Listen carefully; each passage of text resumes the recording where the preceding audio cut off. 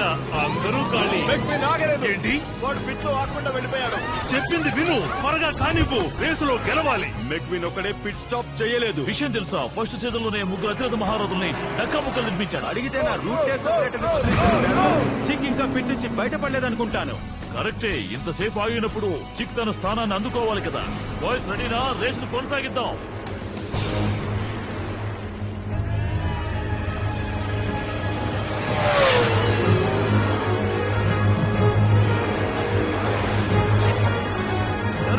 జరగమంటుంటే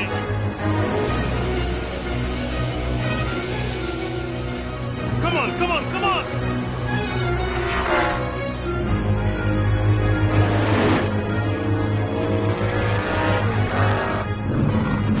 నీకు టైర్ మార్చాలి. ఆగు.